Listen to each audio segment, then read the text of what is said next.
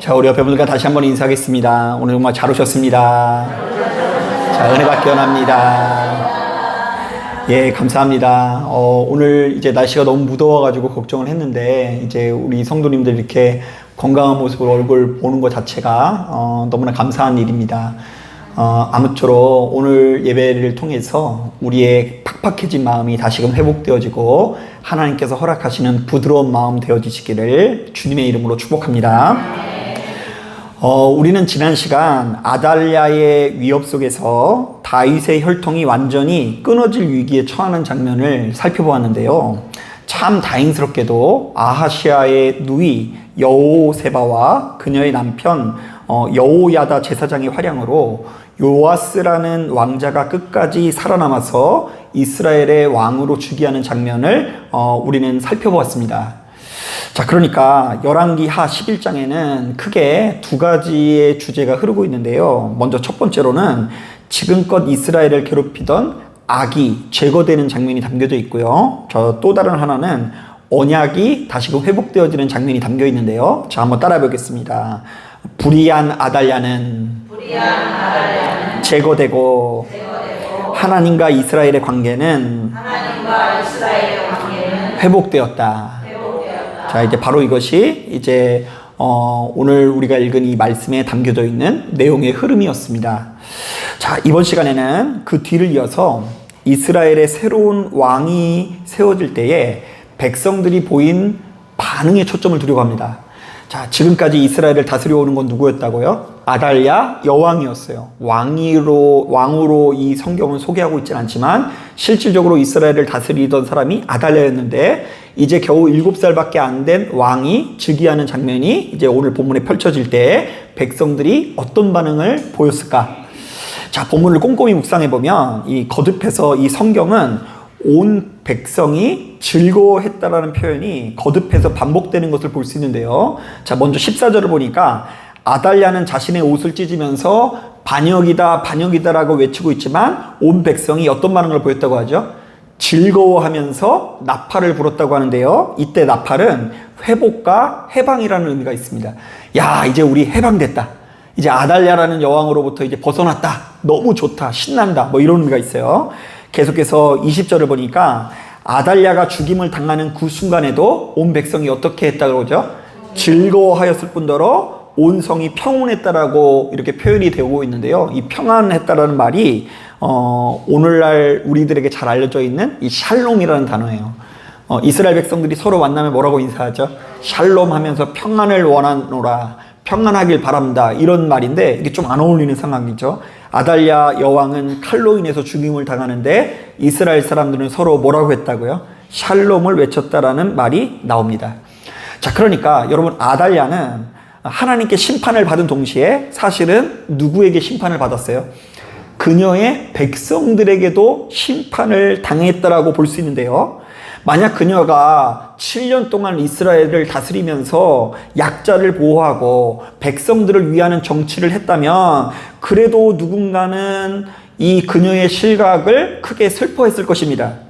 하지만 그녀는 지난 7년 동안 너무나 사치스럽고 불의한 정치를 했을 뿐만 아니라 백성들의 마음을 얻지 못했는데요. 자, 이른바 이스라엘 백성들은 그녀가 실각하는 장면을 보면서도 조금도 요동하지 않고 조금도 흔들리지 않고 온 백성이 즐거워했다라고 기록하고 있어요. 자, 한번 따라해 보겠습니다. 온 이스라엘 백성들이 즐거워했다. 자, 사실 이것은요, 우리들에게 굉장히 중요한 메시지를 전해주는데요. 자, 예수 믿는 우리들은요, 1차적으로는 당연히 누구 앞에 바르고 정직한 삶을 살아야 돼요? 하나님 앞에 바르고 정직한 삶을 살아야 하지만, 자, 그리고 바로 이것이 꽤 오랜 기간 동안 꾸준히 주변 사람들에게 드러나서 그들의 신뢰를 얻고 사랑을 얻을 때에 비로소 영향력 있는 삶을 살아갈 수 있다는 것입니다. 자, 그러니까 내가 하나님 앞에 충성하는 장면이 사실은 하나님 앞에 보이는 것만이 아니라 내 옆에 있는 사람들에게 보인다, 안 보인다? 보일 수밖에 없다라는 부담스러운 메시지를 건네고 있어요. 자, 그래서 성경은 모든 직분자들에게 이런 권면을 하기도 합니다. 너희는 오로지 하나님에게만 충성하라, 이런 말씀과 함께 어떤 말이냐면요, 잘 들어보세요. 누구든지 내 연소함을 업신여기지 못하게 하고 오직 말과 행실과 사랑과 믿음과 정절에 있어서 믿는 자에게 본이 되라. 주변에 있는 사람들에게 뭐가 되라고요? 본이 되라고 하죠. 또한 베드로전서 5장을 보니까 이런 말씀이 있습니다. 너희 중에 있는 하나님의 양무리를 치되 맡은 자에게는 주장하는 자세를 하지 말고 오직 양무리의 본이 되라. 자, 그러니까 직분자들은 필연적으로 주위 사람들의 마음을 얻어야 하는 의무가 있는데요. 자, 이것은 누군가에게 찾아가서 아부하거나 밥을 사거나 인기 관리를 하라는 이야기가 아닙니다. 자, 내가 하나님 앞에서 바르고 정직하게 살아가는 본을 보일 때에, 바로 그것이 주변 사람들에게 꾸준하게 드러날 때에 그것이 그들에게 보여서 그들의 마음이 자연스럽게 움직일 수밖에 없다라는 메시지를 건네는 것입니다. 자, 여러분, 제가 다시 한번 분명히 말씀드리지만 누군가가 사람의 마음을 얻고자 아무리 대단한 열심을 내더라도 하나님 앞에서 불의하면 그 목적을 달성하기가 어렵습니다. 잠시 잠깐은 그들의 눈을 속일 수 있을지 모르겠지만 보다 보면 그 사람이 괜찮은 사람인지 불의한 사람인지 보여요, 안 보여요? 가끔씩 못 보이는 사람도 있더라고요. 끝까지 못 보는 사람이 있는데 대개 정체가 드러납니다. 자, 도리어 우리가 모든 면에서 부족할지라도, 모든 면에서 이 떨어지는 사람일지라도, 이해력이 떨어질지라도 하나님의 성품에 따라 꾸준히 희생하고 봉사하는 모습이 주위 사람들에게 꾸준히 드러날 때에 그들의 마음이 여러분들에게 머물게 될 뿐더러 바로 그것이 여러분들의 힘이 될 수 있다라는 이야기를 하는 것입니다. 자, 그러니까 여러분, 진정한 권세와 능력은 완장에서 나오는 것이 아니고요, 그 직분에서 나오는 것이 아니고요, 힘과 권세에서 나오는 것이 아니고요, 누구에게 충성하는 자에게 나오는 거라고요? 하나님 앞에 충성하는 태도로부터 비롯된다는 것을 기억해야 될 줄로 믿습니다. 자, 저도 역시 이 목회를 하면 할수록 이것의 중요성을 가슴 깊이 이렇게 깨닫게 되는데요. 사실 저만 하더라도, 목회를 이제 막 시작할 때만 하더라도 저 나름대로 이 교회라는 조직을 흥왕시키기 위해서 혹은 사람들의 인정을 받기 위해서 저 나름대로 최선을 다했던 기억이 납니다. 자, 일단은 여러분, 매주일 성도님들의 심금을 울리는 기똥찬 설교가 필요해요, 안 필요해요? 네, 그거 필요하다라고 저는 생각을 했어요. 그래가지고 진짜 설교를 지금보다 더 열심히 준비했어요. 진짜 사람들의 인정을 받기 위해서, 사람들의 눈을 사로잡기 위해서 이 설교 준비도 정말 열심히 했고요. 또한 시시때때로 그럴싸한 행사들을 진행하기 위해서 얼마나 많은 노력들을 이 귀를 기울였는지 모릅니다. 자, 심지어 성도님들의 눈과 귀를 사로잡기 위해서 저 나름대로 꾸준히 외식하는 삶을 살기도 했어요. 그래도 이왕이면 목사가 기도하는 모습을 많이 보여야지 인정을 받겠죠. 아, 여러분 안 보세요? 그래서 이제 꾸준히 내가 기도를 많이 하는 모습을 보이고, 이왕이면 더 크게 방언으로 더 유창하게 이렇게 꾸며내면서 기도를 했던 기억도 나고요. 더 많이 성경을 읽는 척, 성경을 알고 있는 척 이 연기를 했던 기억이 납니다. 사실은 하나도 모르는데 그냥 많이 알고 있는 것처럼 이렇게 잘난 척 하는 게 몸에 배어 있었어요. 자, 하지만 이 저도 모르는 사이에 목회를 오랫동안 이 반복되는 가운데 깨달은 것이 있는데요. 여러분, 가만히 보면 이 사람이라는 존재는 늘상 새로운 것에 대한 욕구가 있어서 작년에 좋았다고 해서 올해 좋으라는 법이 있어요, 없어요? 없어요. 그래서 여러분, 신기하게 우리가 이제 올해도 연말에 아마 또 윷놀이 하게 될 확률이 높거든요. 그런데 이제 교회 안 다니다가 어쩌다 와가지고 윷놀이 하면 되게 재밌는데 그것도 한두 번이지. 5년, 10년 하면은요, 그 윷놀이가 재미있을까요, 없을까요? 재밌더라고요. 저같이 단순한 애들은 이렇게 그렇게 재밌게 하는데, 이게 생각보다 재미없어 하는 분들도 많이 있습니다. 그 어떤 프로그램이나 행사도 그렇게 오래 가지 않고요. 심지어 뭐 했는지 기억도 안 나고요. 또 여러분, 더 놀라운 건 뭐냐면요, 아무리 엄청나게 대단한 말씀을 듣고 은혜를 받고 눈물 콧물 흘려도 그게 겨우 며칠을 못 간다고요? 3시간을 못 가는 걸 볼 수 있습니다. 3시간만 지나면 오늘 무슨 말씀을 들었는지 기억이 안 나요. 기억이 안 나요. 그냥 좌우지간 뭐가 들어서 눈물을 펑펑 흘리는 기억은 나는데 무슨 말씀을 들었는지 기억을 못하는 게 우리들의 본성입니다. 그래서 최근 들어서 이제 가지게 된 생각은 목사에게 있어서 가장 중요한 것은 성도들과 신뢰의 관계를 맺는 것이 중요하다는 생각이 드는데요. 가만히 보면 이 목사가 성도님들과 적어도 5년 동안 꾸준히 동행하면서 이 목사님이 그래도 하나님의 뜻을 제대로 전하고 있고 이분이 이것을 위해서 나름대로 최선을 다하고 있다라는 신뢰가 있으면 그 신뢰를 바탕으로 안정적인 목회를 할 수가 있는 거더라고요. 그래서 여러분 그런 좀 신뢰는 있지 않으세요? 지금 아멘 안 하시면 안 돼요. 여러분 좀 그런 신뢰가 있지 않습니까? 이제 저 목사님이 같이 지내다 보면 이제 다 알아요. 어떤 면에서 부족하고 어떤 면에서 잘하고 이런 거 다 알잖아요. 그죠? 집에서 집안일 되게 안 도와줄 것 같이 생겼죠? 그거 뭐 속일 수가 없는 일이죠. 그래서 모든 면에서 이 부분에서 이 목사님이 부족하고 이 부분에서 못나고 이 부분에서 형편이 없을지라도 그래도 어떤 부분에서 신뢰, 하나님의 뜻을 그래도 바르게 전하고 있고 정확하게 전하고 있고 그것을 위해서 노력하고 있다는 신뢰를 가지고 안정감 있게 목회를 하는 것이고요. 그것을 들으려고 사실은 수요일에도 이렇게 나오는 것이죠. 그리고 이 같은 신뢰가 없으면 강단에서 말씀을 전한다는 것이 여러분 쉬워 보일지 모르겠지만 전혀 쉽지 않습니다. 성도님들이 겉으로는 듣는 것 같아도 속으로는 지나 잘하지 이렇게 생각을 하고요. 심지어 어떤 분들은 내가 이런 놈한테 이런 설교 들을 바에는 다른 교회에 가면 꼭 말지 이런 생각을 하면서 이 교회를 오랫동안 다니지를 않아요. 기다려주지는 않습니다. 특히 개척교회일 경우에는 쉽게 버리고 하찮게 여길 수 있는 소지가 굉장히 많이 있습니다. 자, 그런데 이것은 목회뿐만이 아니라 우리의 삶 전역에 걸쳐서 동일하게 적용시킬 수 있는데요. 우리들은 내가 예수 믿는 사람이라는 것을 깨닫고 가는 곳곳마다 선하고 아름다운 삶을 쌓으면서 누군가의 신뢰받는 인생이 되어야 한다는 것을 기억하시길 바랍니다.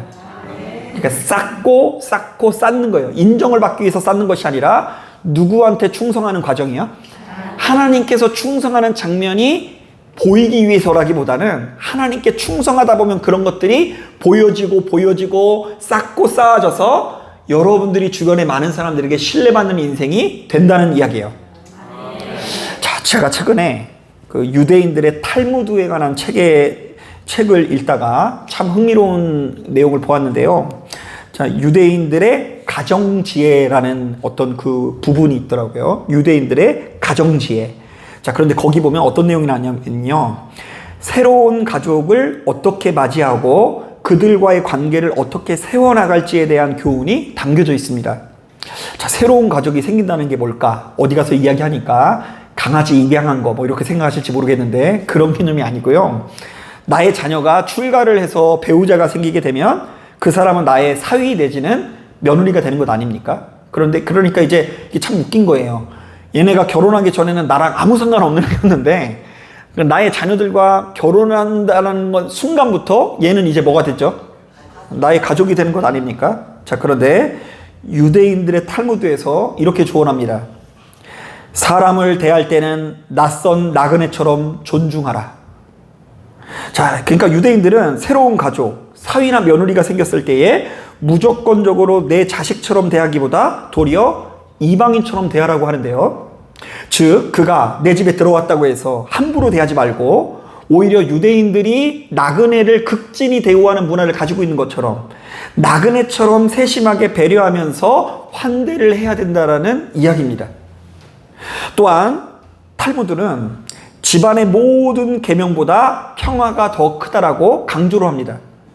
자, 이른바 사이나 며느리와의 작은 갈등이라도 가정의 평화를 해칠 수 있다면 말하지 않는 것이 훨씬 더 낫다라는 이야기입니다. 자, 바른 이야기를 전하고 싶은데 그런데 그 바른 이야기가 평화를 깨친다고 한다면 말해야 된다, 말아야 된다? 말아야 된다. 그리고 바로 이렇게 누군가가 하나님의 이름으로 오랫동안 참고 인내했을 때, 충분히 신뢰가 쌓였을 때 새 가족이 진짜 내 자식이 되고 그들에게도 내가 친부모가 될 수 있다라고 권면합니다. 자, 그러니까 갑자기 오자마자 피 한 방울 안 섞였는데 이제 엄마라고 불러. 나는 이제 엄마야. 넌 내 딸이야. 그런데 그게 된다 안 된다? 쟤도 안 되고 누구도 안 돼요, 사실은. 나도 안 돼요. 뭐 내가 어떻게 쟤를 딸로 돼? 딸이 아닌데. 오랜 시간이 지났을 때, 충분히 신뢰가 쌓일 때에 이 가족이 서서히 변화돼서 가까워진다는 이야기예요. 자, 그러면서 새 가족을 맞이하게 될 유대인들에게 이렇게 조언합니다. 사위는 아들이요 며느리는 딸이다. 그러나 그들은 자기 부모의 자녀이기도 하다라는 것을 인정하라. 딸과 아들인 것을 인정하려면 제가 지네 엄마 아빠가 있다라는 것을 어떻게 해야 된다고요? 인정해주고 거기서 더 오래 살았다라는 것을 인정해 주면서 결혼한 아들과 딸은 이미 새로운 집이니 거리를 두고 독립하는 것이 가장 큰 축복임을 기억하라고 권면합니다. 그리고 마침내는 이런 권면이 가정지혜라는 곳에 나와요. 사람을 얻는 자가 세상을 얻는다. 자, 이 모든 수고의 과정을 거쳐서 결국 이 새로운 가족 한 사람을 얻는 자가 무엇을 얻는다고요? 세상을 얻는다. 자, 유대인들은 돈이나 학문뿐만이 아니라 가정에서도 선한 관계를 맺는 것을 가장 큰 복으로 가르치는데요. 바로 이런 차원에서 부부 관계가 가까워지는 것이 세상을 얻는 거고요. 부모와 자녀가 다투지 않고 가까운 관계를 유지하는 것이 세상을 얻는 거고요. 자, 그런데 거기서 더 나아가서 나와 피 한 방울 섞이지 않고 그동안 얼마 같이 살지도 않았던 새로운 가족들, 사위나 며느리의 마음을 얻는 것이 그 어떤 재산을 얻는 것보다 값지다는 이야기입니다. 자, 그러니까 성도는 하나님의 이름으로 오랫동안 참고 인내하면서 충분한 신뢰를 쌓기 위해서 노력해야 되는 것이 상당히 많이 있겠죠. 바로 그때 우리는 보다 영향력 있는 목사가 될 수가 있고 성도가 될 수가 있고 부모가 될 수도 있는 것입니다. 자, 그런데 오늘 본문을 보니까 안타깝게도 아달랴는 바로 이런 점에서 큰 실패를 한 사람이었습니다. 사실 그녀는 무려 몇 년 동안이나 이스라엘을 통치했다고요? 7년 동안 통치를 했어요. 이게 물론 학자들에 따라서는 이게 상징수라고 이야기하는 사람도 있어요. 어떻게 왕이 7살에 즉위를 하냐. 7살밖에 안 될 왕을 백성들이 그렇게 좋아하냐. 차라리 아달랴가 낫지. 자, 그런데 저는 그렇게 물론 일리가 있지만 이 7일이 상징적으로 해석하지는 않고요. 그냥 문자 그대로 보려고 하는데요. 이것은 굉장히 오랜 기간 동안 이 아달랴가 이스라엘을 충분히 통치했다라는 의미로 저는 해석을 해요. 자, 그런데 그녀가 그렇게 오랫동안 이스라엘을 통치하면서도 그들이 누구나 인정할 만큼 선하고 아름다운 행적들을 쌓을 수 있는 기회가 있었음에도 불구하고 백성들과 충분한 신뢰 관계를 맺지 못해서 결국 이스라엘은 7살밖에 안 되는 요아스를 자신들의 왕으로 인정하게 되었다라는 이야기입니다. 그래서 그녀는 모범을 보이는 것에 실패하고요. 그래서 이스라엘 백성들은 결정적인 순간 그녀를 외면하는 장면을 클로즈업하고 있습니다. 자, 여러분 이것을 나의 이야기라고 생각하고 한번 읽어볼게요. 14절 한번 읽어보겠습니다. 14절 시작.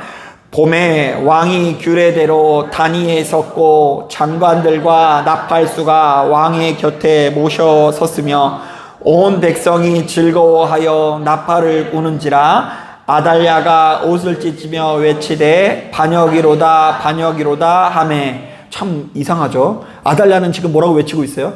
반역이다 반역이다 하는데 온 백성이 어떻다고요? 하나도 빠짐없이 다 즐거워했다는 이야기예요. 나팔을 불면서 해방됐다 이제 벗어났다 이러면서 신나게 즐거워했대요. 그런데 이 아달랴가 누구라고요? 하나님 안에서 불의한 나일 수 있다라고 읽어야 되는 거예요. 내가 하나님 앞에 불의하면 아달랴와 같이 나중에 누군가는 지금 나는 반역이다 반역이다 외치는데 나팔 불면서 좋아할 수 있다니까요. 자, 그리고 우리 조금 길지만 20절도 한번 다시 한번 읽어보겠습니다. 이렇게 한 번 더 읽어보는 게 부담이 되실 수 있는데 20절도 한번 읽어보겠습니다. 시작.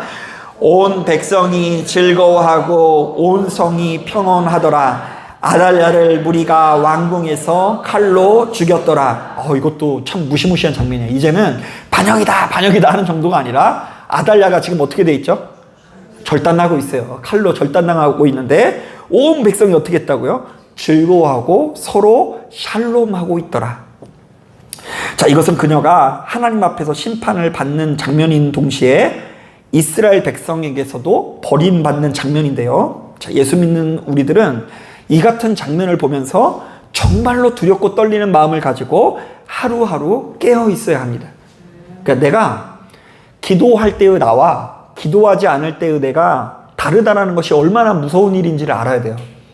내가 기도를 안 하면 나의 쓴뿌리가 올라와서 지금 신뢰를 깨트릴 만한 이 확률, 그 습성이 보일 확률들이 높다니까요. 그런데 기도할 때에 내가 하나님 앞에 인정받듯이 주변의 많은 사람들 앞에 신뢰를 얻을 수 있는 것이죠. 여러분, 가만히 보면 이 사람은 누구를 사랑한다고요? 자기를 사랑하고, 말세에 고통하는 때가 이르러 사람이 누구를 사랑하고? 자기를 사랑하고. 그러니까 이게 말세는 갑자기 막 이 재난이 많이 닥쳐서 말세가 아니라 사람이 누구밖에 몰라서 말세예요? 지밖에 모르는 게 말세예요. 자기밖에 몰라져서 고통스러운 게 말세예요. 자, 그래서 사람은 몹시도 자기중심적인 존재여서 내가 잘한 것만 기억하고 못한 것은 잘 기억도 안 하고 인정도 안 해요, 사실. 기억의 이 시스템 자체가 그렇게 설계가 돼 있대요. 사람은 그냥 자기가 잘한 것만 기억하고 못한 것은 기억하지 못하게 뇌가 설계가 돼 있대요. 자, 그리고 상대가 나에게 고마워해야 되는 것만 기억하고 내가 상대방에게 고마워해야 되는 것은 기억을 해요, 못해요? 못해요. 다른 사람만 그럴 게 아니라 내가 그렇다니까요. 자, 그리고 반대로 남에게 서운하고 미운 것들만 기억이 나고 남이 나에게 서운하고 미워할 만한 행동들은 기억하지 못하는 것이 우리들의 본성이에요. 누구 중심적이기 때문에? 자기 중심적이기 때문에. 그래서 예수를 알지 못하는 자들은 걸핏하면 타인을 향한 독을 품고요. 씩씩거리면서 독을 품어요. 해가 지기 전에 분을 풀어야 되는데 이 분이 나중에 독으로 변해요. 독사처럼 방울뱀 소리 알죠? 스스스 하는 것처럼 소리만 안 났지 벌써 눈이 서서히 이렇게 올라간다니까. 이제 이 독이 생기다가 이제 나중에 어떻게 변하냐면요, 성경에 가면 이 사탄이 무슨 화살을 쏜대요? 불화살. 그래서 불화살을 딱 쐈는데 조그만 거 날라도 저기 가면 어떻게 되죠? 다 태워버리잖아요. 그죠? 그래서 독을 품고 예수 알지 못하는 사람들은 툭 하면 불화살을 날려서 모조리 태워버립니다. 엊그제까지만 해도 형제 자매처럼 지내던 사람들이었는데 어느 날 갑자기 요만한 거 별것도 아닌 거 가지고 독을 품어가지고 그냥 불화살이 날아다니는 가운데 다 태워버려가지고 그쪽 보고 내가 이제 오줌도 안 눈다 이렇게 말하는 사람들이 너무나 많이 있다라는 거예요.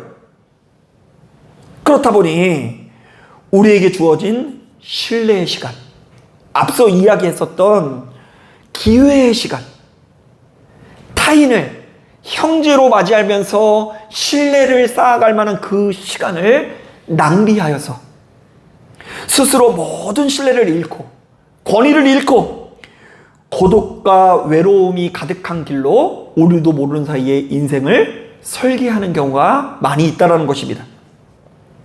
바로 이런 관점에서 오늘 본문은 단순히 한 여인의 비극적인 최후를 보여주는 말씀이 아닙니다.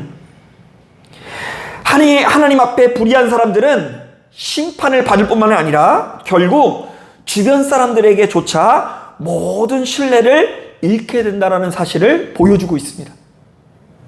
반대로 하나님 앞에서 꾸준히 바르고 정직하게 살아가지 않아서가 문제지 그 길을 걸어가기만 하면 어느 정도 시간이 지났을 때에 하나님의 인정뿐만 아니라 누구의 신뢰까지, 사람들의 신뢰까지 얻게 된다는 메시지를 전하고 있어요.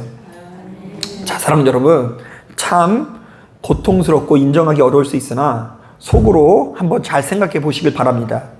자, 여러분들은 지금 가정에서, 일터에서, 교회에서 어떤 사람으로 기억되고 계십니까? 대답 안 하셔도 돼요. 여러분들이 지금 주변 사람들이 여러분들을 어떻게 보는 것 같아요? 내가 나를 보는 거 말고. 사람들이 거기 이 차이를 좀 극복하지 못하는 경우가 많이 있어요. 내가 나를 보고 싶은 대로 상대방이 나를 보는 줄 알지, 내가 나를 보는 것과 상대방이 나를 보는 것을 이렇게 차이가 있다는 것을 인식하지 못하는 경우가 많이 있어요. 자, 여러분, 아무쪼록 이 자리에 참석한 저와 여러분들이 하나님 앞에서 바르고 정직할 뿐만 아니라 주변 사람들에게 오랫동안 충분히 신뢰를 쌓아가시는 인생이 되어지기를 주님의 이름으로 축복합니다. 자, 기도하겠습니다.